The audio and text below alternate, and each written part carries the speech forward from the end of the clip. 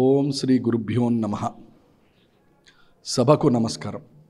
చాలా సందర్భాల్లో ఓ వైద్యుడిలాగా రోగం వచ్చినప్పుడు రోగం కారణాలు అన్వేషణ చేస్తుంటాం. నేను ఒక పల్మనాలజిస్ట్ని. పల్మనాలజీ అయిన తర్వాత ఎలర్జీ ఇమ్యునాలజీ సూపర్ స్పెషలైజేషన్ చేసి స్లీప్ డిజార్డర్లో కూడా I did my super specialization. ఇది కాకుండా I'm bachelors in journalism from Kakatiya University, masters in medical journalism. ఇవన్నీ ఎందుకు చేశామంటే వైద్యపరమైన కారణాలు ఒక రోగానికి కనుక్కోవాలంటే వైద్యపరమైన ఆలోచన, దానికి తగ్గ పరీక్షలు, దానికి తగ్గ విద్య జ్ఞానము అవసరం. ఇది ఈ మాట 2019 రాత్రి 31వ తారీఖు డిసెంబర్ వరకు చెల్లినది. 2019 రాత్రి 31వ తారీఖు డిసెంబర్ రాత్రి వరకు ఎందుకు చెల్లింది, దాని తర్వాత ఏం జరిగిందనంటే ఇప్పటి వరకు ఏదైతే ఆలోచనలు ఏవైతే ఉన్నాయో, ఏదైతే వైద్య విధానములో, నేనే కాదు ప్రపంచం మొత్తంలో ఏదైతే వైద్య విధానాలు ఉన్నాయో అవన్నీ కూడా మాకు చాలా చక్కగా ఒక్కొక్క సబ్జెక్ట్కి 20,000 పేజీలతోనే మాకు పుస్తకాలు ఉన్నాయి. అవన్నీ మేము చదవాల్సి వస్తుంది, చదివాము, పాస్ అయ్యాము. దురదృష్టవశాత్ ఏం జరిగిందనంటే 2020 జనవరి 1వ తారీఖు నాడు మేము చదివిన మైక్రోబయాలజీ, పెథాలజీ ఈ సబ్జెక్ట్స్ అన్నీ కూడా లెక్కలు తారుమారైనాయి. అప్పుడు మళ్ళీ జాతకం చెప్పేవారికి గనక లెక్కలు చూసుకోవాలనుకుంటే ఒకసారి జాతకం పుస్తకం చూసుకొని ఎక్కడ తేడా ఉంది, రాహు కేతు ఎక్కడున్నారని చూసుకుంటాం. అట్లాగే మేము కూడా కొత్త రోగం వచ్చింది కదా అని మా పుస్తకాలు మేము తిరగేసాం. ఇది ఎలా ఉంటుంది, దీని పద్ధతి ఏమిటి, ఇది ఎలా వ్యాప్తి చెందుతుంది అని. బాగానే ఉంది. ఇంతకుముందు కూడా వైరస్ వచ్చింది, ఇప్పుడు కూడా కొత్తగా వైరస్ వచ్చింది, ప్రాబ్లం లేదు, దీన్ని ఇలాగే ట్రీట్ చేస్తే సరిపోతుందని చాలామంది ప్రపంచంలో నాలాగా అనుకున్నారు. ఒక నెల అయిన తర్వాత తెలిసింది ఆ పుస్తకాలు నాకు, వైరస్కి కాదు అని. అంటే వైరస్ చాలాసార్లు డిబేట్లో మనం కూర్చుంటాం, వైరస్ ఇట్లా చేస్తుందా అట్లా చేస్తుందని. వైరస్ మనం చెప్పినట్టో, ముఖ్యమంత్రి చెప్పినట్టో, ప్రధానమంత్రి చెప్పినట్టో వినదు. వైరస్ ఎలా మారుతుందో దానికి తగ్గట్టు ఆరోగ్య విధానాలు మనం మార్చుకోవాలి, మన ఆలోచన మార్చుకోవాలి. 31వ తారీఖు డిసెంబర్ తర్వాత ఏదైతే ప్రపంచంలో వచ్చిందో అది చాలా మార్పులను తెచ్చింది.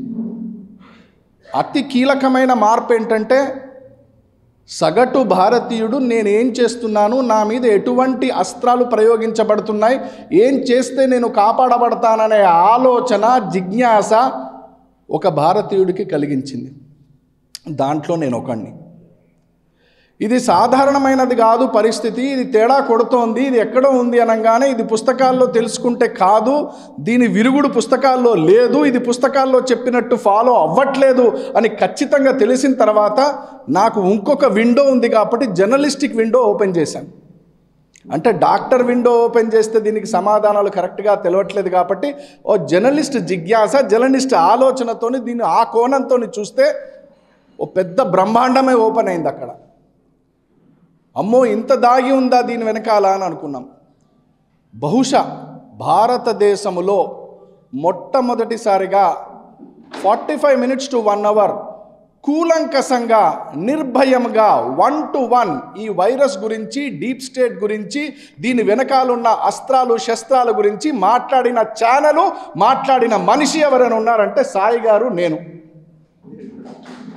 ఇది సత్యము, రికార్డులో ఉన్న విషయమే. ఆ రోజులో మేము చేసినప్పుడు కొంతమంది క్వశ్చన్స్ రైజ్ చేశారు, అవాక్కయ్యారు, ఏం మాట్లాడుతున్నారో, అల్లకల్లోలో ఉంటే మీరీ మాటలు ఏమిటి అని. అది ఎట్లా వచ్చింది, అది ఎందుకు వచ్చింది, దాని దారి ఏంటి, అది ఏం తీసుకోవడానికి వచ్చింది, ఏం హరించడానికి వచ్చింది, దాని గురించి వరకు ఎప్పటి వరకైతే నువ్వు సమగ్రంగా తెలుసుకోవో అప్పటి వరకు జరిగే పరిణామాలకు కూడా నీకు తెలియదు.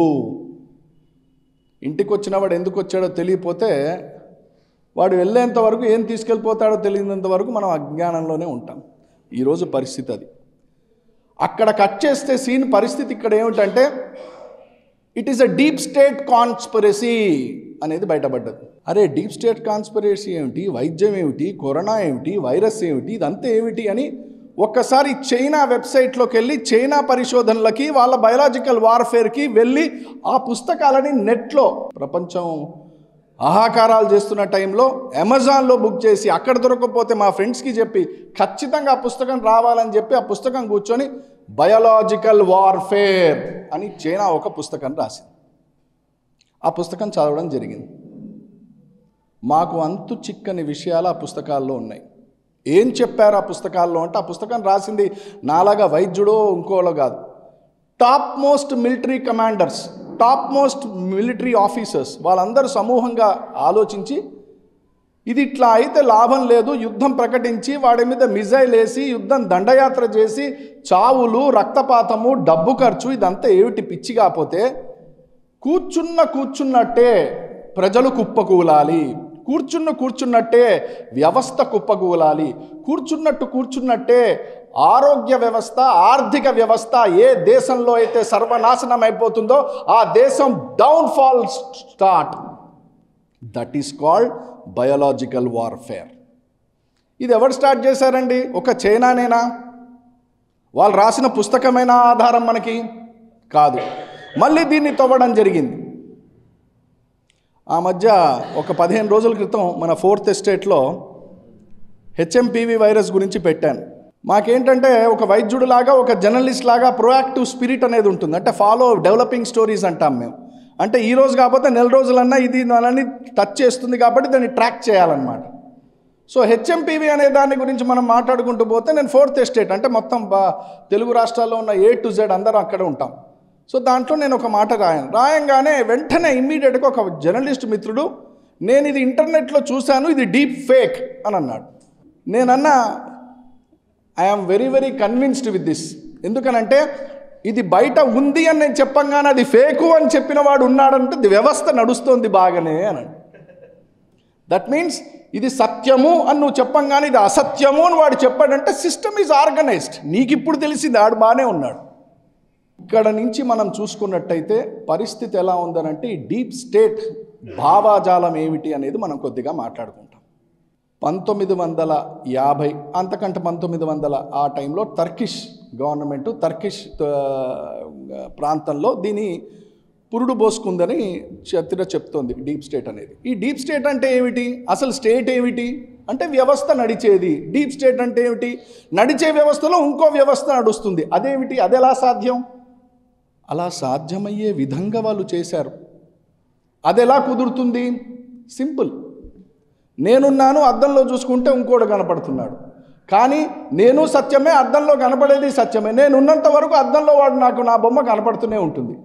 కానీ ఇక్కడ వ్యత్యాసం ఏమిటంటే, ఒక ప్రభుత్వం ఎన్నుకోబడ్డ తర్వాత, ఒక ప్రభుత్వం నిలబడ్డ తర్వాత వీళ్ళకు ఒక అజెండా ఉంది, వీళ్ళకు ఒక ఎలక్టరల్ ప్రాసెస్ ఉంది, వీళ్ళు అకౌంటబిలిటీ ఉంది. మరి ఆ డీప్ స్టేట్ ఏమిటండి? ఇదే వ్యవస్థలో ఉంటూ అకౌంటబిలిటీ లేకుండా, ఎలక్షన్లో రాకుండా వ్యవస్థని శాసించే వ్యవస్థనే డీప్ స్టేట్. వీడి అకౌంటబిలిటీ ఎవ్వరికీ ఉండదు. గవర్నమెంట్లో ఏ నిర్ణయాలు తీసుకోవాలన్నా కూడా ముఖ్యమంత్రి కానీ ప్రధానమంత్రి కానీ పెన్ను పెట్టే లోపల వాళ్ళు చెప్తారు ఏం తీసుకోవాలని. నిర్ణయం తీసుకున్నా కూడా దాన్ని టర్న్ డౌన్ చేసి వాళ్ళ నిర్ణయాలను వాళ్ళు అమలుపరుచుకుంటూ పోయేదే డీప్ స్టేట్. అదృష్టమో దురదృష్టమో కానీ ఇట్లాంటి పైశాచికమైన వ్యవస్థ భారతదేశంలో ఎప్పుడూ వ్యాప్తి చెందలేదు.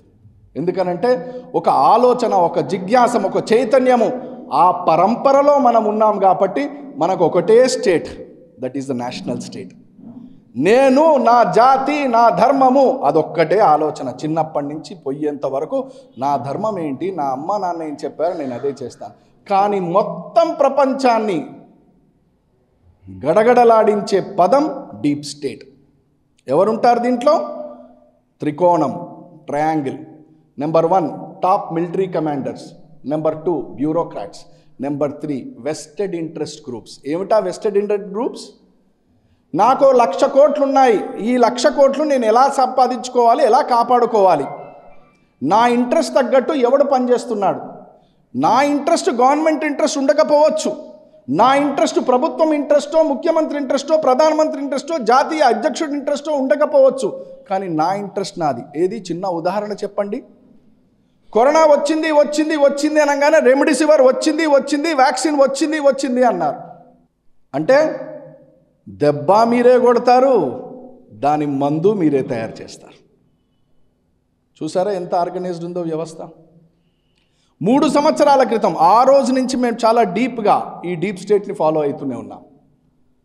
3 సంవత్సరాల క్రితం మక్బర్గ్ అనేది ఒక వైరస్ వస్తుంది అని మాకు తెలుసు. మెక్బర్గ్ అని అంటే చాలామందికి అంత అవగాహన ఉండకపోవచ్చు. మేము ఏ వైరస్ వచ్చినా మెక్బర్గా ఇది దీని లక్షణాలు ఏమిటి అని అనుకున్నాం. ఏ రోగములో అయితే నవరంధ్రాల నుంచి రక్తం కక్కొని చచ్చిపోయే అవకాశం ఉంటుందో అదే మెక్బర్గ్. ఇది వచ్చిందా సార్? 3 సంవత్సరాల క్రితం మేము చెప్పాం దీని స్కెచ్లో, డీప్ స్టేట్ స్కెచ్లో ఇది రావాలి, వచ్చి తీరుతుందని. మీరు ఇంటికి వెళ్ళిన తర్వాత నెట్లో కొట్టుకొని చూసుకోండి. WHO 10 రోజుల క్రితం ఆల్రెడీ డిక్లేర్ చేసింది మెక్బర్గ్ అనేది ఉంది, వస్తోంది, అప్రమత్తంగా ఉండండి. మేము ఇంకోటి చెప్పాం, ఎవరిని దెబ్బతీస్తుంది డీప్ స్టేటు? ఎవరికైతే పునాదులు వీక్గా ఉంటాయో, ఎవరికైతే వ్యవస్థ సరిగ్గా ఉండదో, ఎవరైతే రూట్స్కి కనెక్టెడ్ ఉండరో అస్తవ్యస్తం అయిపోతారు వాళ్ళు. ఎందుకు? చిన్న ఉదాహరణ, ఓ వైద్యుడిలాగా ఉదాహరణలతో చెప్తే, వైద్యపరమైన ఉదాహరణ చెప్తే అందరి ఆరోగ్యానికి, అందరి ఆలోచనలకి తడుతుందని చెప్తున్నాను. కరోనా వచ్చినప్పుడు ఆ మందు వాడాలి, ఈ మందు వాడాలి, ఈ మందు వాడాలని చాలామంది అడిగారు. ఎన్నో రకాలైన ఇంజెక్షన్స్ వచ్చాయి. 2 లక్షల రూపాయలు, 80,000 రూపాయలు అన్ని బ్లాక్లో అమ్ముకున్నారు. సులువైన సింపుల్ విషయం ఒకటి, నైట్రిక్ ఆక్సైడ్ అనేది నాజల్ స్ప్రే ముక్కులో కొట్టుకుంటే 99.9% వైరస్ చనిపోతుందని పరిశోధనలో గంటలు మోగించి చెప్పారు. సార్ మరి ఇంత గంటలు మోగించి వాళ్ళు చెప్తే బయటికి ప్రోడక్ట్ ఎందుకు రాలేదు సార్? Deep state.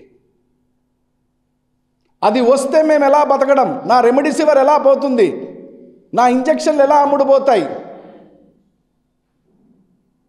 బాగా అర్థం చేసుకోండి. ఒక్కొక్కటిగా కనెక్టింగ్ ద డాట్స్ చెప్తున్నాను. ఆ నైట్రిక్ ఆక్సైడ్ ఎక్కడి నుంచి వస్తుందండి?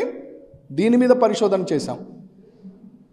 గ్లెన్మార్క్ అనే కంపెనీ నైట్రిక్ ఆక్సైడ్ని, నాజల్ స్ప్రేని భారతదేశంలో రిలీజ్ చేసింది. 99, నేను చెప్పేది ప్రతి ఒక్కటి సత్యమే, మీకు ఇంటర్నెట్లో దొరుకుతుంది. 2-3 నెలలు కాగానే ఆ కంపెనీ క్లోజ్ చేసి ఆ ప్రోడక్ట్ని పక్కకు షెల్ఫ్లో పెట్టింది. నేను అన్నాను 10,000 ప్రోడక్ట్లైనా సరే నాకు కావాలి, మీరు చేయండి అని. It is an order to close. అర్థమవుతుందా కనీసం ఇప్పుడు మీకు? నైట్రిక్ ఆక్సైడ్ అనేది ఒకవేళ లేకపోతే, ఇన్హేలర్, నాజల్ స్ప్రే లేకపోతే మనం ఎలా తయారు చేసుకుంటామని పరిశోధన చేశాం. అయ్యా ఏమి చేయక్కర్లేదు, 10 నిమిషాలు ఓంకారనాదం చేసుకుంటే మీరు పారానైజల్ సైనసిస్ నుంచి నైట్రిక్ ఆక్సైడ్ రిలీజ్ చేస్తుంది. అది ముక్కులోకి వస్తుంది. ఆ ముక్కులోకి వచ్చిన నైట్రిక్ ఆక్సైడ్ 99.9% రోగాన్ని పటాపంచలు చేస్తుందని మాకు శాస్త్రాలు చెప్పాయి. నేను ఇంతకుముందు చెప్పాను, రూట్స్కి కనెక్టెడ్ ఉండండి సార్, రూట్స్కి కనెక్టెడ్ ఉండండి అని. ఓంకారం చేసుకోమని అంటే వైరస్ ఉన్నదంటే ఓంకారం చేసుకోమంటున్నాడు అండి ఈ డాక్టర్ అని అడుగుతారు. ఇంకో విషయం చెప్తా, చాలా అద్భుతమైనది. కరోనా వ్యాక్సిన్ వచ్చినప్పుడు కరోనా వ్యాక్సిన్ వల్ల అనర్థాలు ఉన్నాయి అని గంట మోగించి చెప్పిన వాళ్ళలో నేను ఒకరిని, ప్రధానమంత్రికి ఇప్పుడు 3 లెటర్లు రాశాను.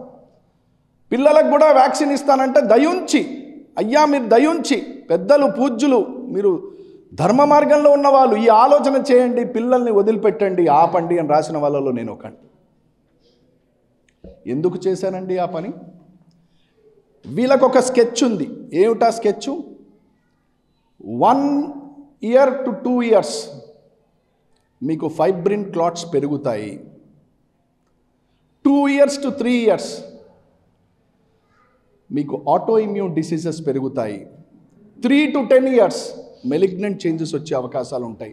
ఇప్పుడు నేను చెప్పిన 3 విషయాలు వెనక్కి తిరిగి చూసుకుంటే ప్రతి చోట ఎలర్జీ పెరిగింది, ప్రతి చోట ఆటో ఇమ్యూనిటీ పెరిగింది, ప్రతి చోట ఫైబ్రిన్ క్లాట్స్ వస్తున్నాయి. దన్ను మన నిలబడ్డట్టు కుప్పగూలుతున్నారు. సార్ ఇంత జరుగుతుంటే మన ప్రభుత్వాలు ఎందుకు సార్ ఏం చెయ్యవు అని చాలామంది మనసులో వస్తుంది ఆలోచన. ఇలాంటి ఆలోచన నాకు కూడా వచ్చింది స్టార్టింగ్లో. డీప్ స్టేట్ ఎంత పవర్ఫుల్ ఉంటుందని అంటే ఒక దేశాన్ని, ఒక అధ్యక్షుడిని, ఒక రాష్ట్రపతిని కూడా కబలించే శక్తి వాళ్ళకు ఉంటుంది.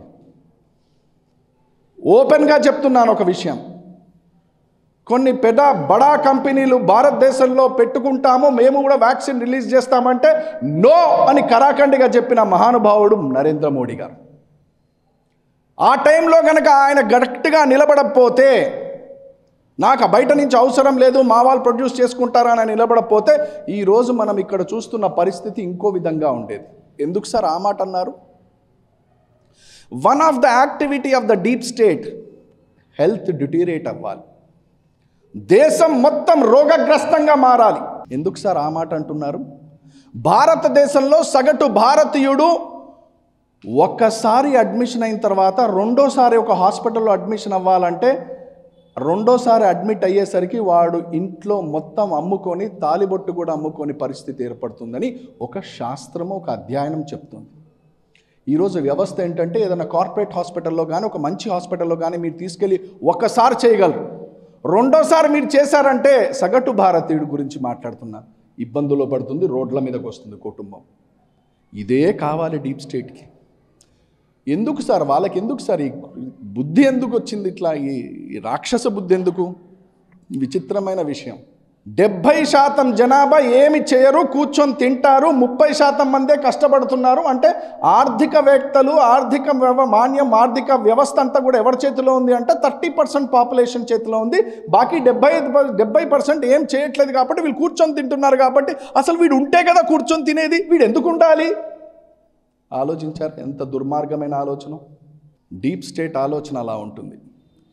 నువ్వేం పనికిరావు కాబట్టి నువ్వు ఉండడమే దండగా. ఇలాంటి ఆలోచన మనకి ఎప్పుడైనా ఉండేదా? ఇంట్లో ఒక్కడే పనిచేసేవాడు, జాయింట్ ఫ్యామిలీ సిస్టమ్గా ఉండేది. అమ్మ, నాన్న, తాతయ్య, అమ్మమ్మ అందరూ ఇంట్లో ఉండేవారు, అందరూ కలిసి కూర్చొని తినేవాళ్ళు. ఇది భారతీయ వ్యవస్థ, భారతీయ నాగరికత. చాలా జాగ్రత్తగా వినండి. ఒక ఇమ్యునాలజిస్ట్గా చెప్తున్నాను, మన strength is the family system. A bank అయినా, ఏ వ్యవస్థ అయినా, ఏ ఆలోచన అయినా భారతదేశంలో ఫస్ట్ సగటు భారతీయుడు ఫ్యామిలీ సిస్టమ్ని ఫోకస్ చేస్తుంది. సార్ ఇది ఫ్యామిలీ ప్లాన్ సార్, మీరు తీసుకుంటే బాగుంటుంది సార్ అని బ్యాంక్ వాడు చెప్తాడు. యుఎస్కి, వేరే దేశాలకి, వెస్టర్న్ కల్చర్కి ఏమిటి? Individual nucleus of the family. వాడు చూసేది, వాడి ప్రణాళిక, వాడి దృష్టి ఎక్కడ ఉంటుంది? న్యూక్లియస్. నీ గురించే ఆలోచించు, నీ దగ్గరే మొదలవుతుంది, నీ దగ్గరే అంతమవుతుంది. అది భారతీయ వ్యవస్థ కాదు. Family system is a very very important system. దేనికండి? మీ హెల్త్కి, వెల్త్కి, మెంటల్ కండిషన్కి. ఇంత మాట్లాడాం కదా, మరి డీప్ స్టేట్ని ఎలా ఎదుర్కోవడం, ఎలా గుర్తుపట్టడం? మాకు తెలియదు కదా. ఈ ఇంజెక్షన్ ఇస్తున్నారు, ఇది చేస్తున్నారు, ఈ ట్రీట్మెంట్ చేస్తున్నారు, ఎలా గుర్తుపట్టడం? డీప్ స్టేట్ అనేది ఉంది అంటే దానికి ఒక ఒరిజినల్ స్టేట్ అనేది ఉంది. నువ్వు ఉంటేనే కదా అద్దంలో కనపడేది అది. ఆ డీప్ స్టేట్ అనేది ఉంది అంటే ఒరిజినల్ స్టేట్ ఉంది. ఈ ఒరిజినల్ స్టేట్ ఎక్కడి నుంచి వచ్చిందండి? నీ న్యాచురల్ స్టేట్ నుంచి వచ్చింది. అంటే చిన్న ఉదాహరణ, అర్థమవుతుందని చెప్తున్నాను. ఇన్ని యాంటీబయాటిక్స్ ఇస్తాం మేము. నేను ఒక పల్మనాలజిస్ట్గా చెప్తున్నా ఈ విషయం. ఎన్నో యాంటీబయాటిక్స్ ఇస్తాం. అసలు యాంటీబయాటిక్ రోల్ అనేది చాలా లిమిటెడ్ అని ఈ మధ్య పరిశోధనలో ఇమ్యునాలజికల్గా తేలింది. ఏమనంటున్నారంటే మీ పొట్టలో ఉన్న గట్, అర్థం అవడానికి చెప్తున్నా ఇది, మీ పొట్టలో ఉన్న మైక్రోబయోటా, జీవ క్రిములు ఏవైతే మీకు సహకరిస్తున్నాయో, మీ జీవన విధానానికి ఉపయోగపడుతున్నాయో, వాటికన్నా అతి శక్తివంతమైనది ఇంతవరకు తయారు కాలేదు అని. అంటే నా ముత్తాత పొట్టలోంచి మైక్రోబయోటా తీసి మైక్రోస్కోప్లో పెట్టి చూసినా, నా పొట్టలోంచి మైక్రోబయోటా చేసి మైక్రోస్కోప్లో చూసినా రెండు సేమ్. ఇప్పుడు అర్థమవుతుందా? ఇక్కడి నుంచి లండన్ పోయి, ఇక్కడి నుంచి జపాన్ పోయి, అక్కడి నుంచి అమెరికా పోయి కన్న వాళ్ళకి ఎలర్జీలు, ఇమ్యునాలజికల్ డిజార్డర్లు ఎందుకు పెరుగుతున్నాయని పిజ్జా, బర్గర్, కూల్ డ్రింక్స్, ఈ కల్చర్ వాళ్ళది, నాది కాదు. నాది గంజి తాగితే నేను సంతోషంగా తాగుతా, మజ్జిగన్నం తింటే సంతోషంగా తింటా, పచ్చడి తింటే సంతోషంగా తింటా. నా తాత ఏది తిన్నాడో నేను అది తినాలి. This is the culture, this is the roots I'm talking about. పాతకి రోత, కొత్తకి వింత, చాలా అట్రాక్షన్. ఈ పదాలు, ఈ ఆలోచనలు కుటుంబ వ్యవస్థలో రానీకండి. ఎప్పటి వరకైతే మీరు ఇది చేయరో, అదే నేనన్నా న్యాచురల్. What is natural? నా ముత్తాతకి నాన్నకి నేను, నాకు నా కొడుకు. This is natural. This natural things should continue. నీ న్యాచురాలిటీ ఉంటేనే ఒరిజినాలిటీ ఇక్కడ ఉంటుంది. ఒరిజినాలిటీ ఎప్పుడైతే లేదో నీకు డీప్ స్టేట్ ఆలోచనలు మొదలవుతాయి. ఓహో వీడికి ఇది వచ్చిందా, నేను ఇంకో యాంటీబయాటిక్ కనుక్కుంటే బాగుంటుంది. ఓ దీనికి యాంటీబయాటిక్ కనుక్కోవాలంటే ఈ రోగం వస్తే ఈ యాంటీబయాటిక్ సేల్ అవుతుంది. సో ఈ రోగం ఫస్ట్ రావాలి, ఈ రోగం రావాలి, వీడు సేల్ చేయాలి. మీరు చూశారు, డీప్ స్టేట్ అయినా, బయోలాజికల్ వార్ఫేర్ అయినా, నేను ఇంతకుముందు చెప్పింది మళ్ళీ చెప్తున్నాను, యుద్ధము ప్రకటించకూడదు, రోజులు గడవాలి, మనుషులు నిలబడ్డట్టు కుప్పకూలి పడిపోవాలి, ఆర్థిక వ్యవస్థ డొల్లతనంగా మారిపోవాలి, చేతులెత్తేయాలి లీడర్సు. ఇది డీప్ స్టేట్ ఆలోచన. మీరు ఎప్పటివరకైతే రూట్స్కి కనెక్టెడ్ ఉంటారో, మీ పిల్లలకి ఎప్పటివరకైతే కాళ్ళకి పసుపు రాయించి గడపకు పసుపు రాయిస్తారో, ఎప్పటివరకైతే దేవాలయాలకు పంపుతారో, అప్పటి వరకు మీ రూట్స్కి కనెక్టెడ్ ఉంటారు. దానికి దీనికి ఏంటి సంబంధం సార్? చాలా సంబంధం ఉంది. కాళ్ళకు పసుపు రాస్తే స్టైల్ కాదు అమ్మ, ఎందుకమ్మా ఇదంతా కాళ్ళకు పసుపు రాస్తున్నావు, వద్దమ్మా వదిలిపెట్టమ్మా ఇదంతా పాతకాలం అన్న, ఇలా మాట్లాడతారు. ఒక పల్మనాలజిస్ట్గా ఒక ఇమ్యునాలజిస్ట్గా చెప్తున్నా, కుర్క్యుమిన్ అనేది పసుపులో ఉంటుంది. ఈరోజు ఆ కుర్క్యుమిన్ ఎంత పవర్ఫుల్ అంటే క్యాన్సర్ని హరించే శక్తి ఉంది అని అంటే ఆ కుర్క్యుమిన్కే. దురదృష్టం ఏంటంటే కాళ్ళకి పసుపు రాయడం మర్చిపోయి కుర్క్యుమిన్ ట్యాబ్లెట్లు తింటున్నాం మనం, అమెరికాలో తయారు చేసిన టెక్నాలజీతో, నానో కుర్క్యుమిన్ అని. The easiest way of absorption, vitamin C ఈజియెస్ట్గా అబ్జార్బ్ ఎట్లా అవుతుందయ్యా అంటే స్కిన్ ద్వారా అవుతుంది. మన పూర్వీకులు చేసింది ఏంటయ్యా, ఎక్కడ పండగ వచ్చినా ఎక్కడ ఏదొచ్చినా పసుపే కదయ్యా రాసింది. నువ్వు నన్ను తప్పన్నావు కదయ్యా, మరి నువ్వు కుర్కుమిని ఎందుకు ఇస్తున్నావయ్యా ఇప్పుడు? చూసారా మనం మన రూట్స్ నుంచి ఎంత దూరం వెళ్ళిపోయామో. మళ్ళీ చెప్తున్నాను, డీప్ స్టేట్ని మీరు ఆగడాలని కట్టడి చెయ్యాలంటే ఒక మనిషి ఉన్నాడు, అది నెగటివా మంచా చెడా అని కనుక్కోవాలి అని అంటే ఫస్ట్ మీ రూట్స్ని మీరు కరెక్ట్గా ఉండండి, ఆన్సర్ అదే దొరుకుతుంది. ఏది సత్యము ఏది అసత్యము తెలియని పరిస్థితుల్లో మనం ఉంటున్నాం. 5G technology is very dangerous. వచ్చింది 5G మన చేతుల్లో ఉన్నాయి. ఇంకా రానున్న రోజుల్లో దీని అనర్థాలు ఎన్నొస్తాయో. మొన్న జరిగిన ప్రెస్ మీట్లో మనం మాట్లాడినప్పుడు కూడా అదే చెప్పాం మేము. 5G టెక్నాలజీ, కానీ మీరు ఒక్కటి గుర్తుపెట్టుకోండి, మన తాతలు ముత్తాతలు ఏది చేశారో అది మనం ఫాలో అవ్వడము, శాస్త్రీయపరమైన కారణాలు కనుక్కొని ఫాలో అవ్వడము, అంతకంటే సురక్షితమైన సాంప్రదాయం ఇంకోటి లేదు. సో ఈ డీప్ స్టేట్ గురించి చెప్పుకుంటూ పోతే సాయంత్రం వరకు నేను చెప్పచ్చు. బట్ నా అనుభవాలతో నేను చెప్తున్నాను, మీరు ఎప్పటివరకైతే మీ రూట్స్కి కనెక్టెడ్ ఉంటారో.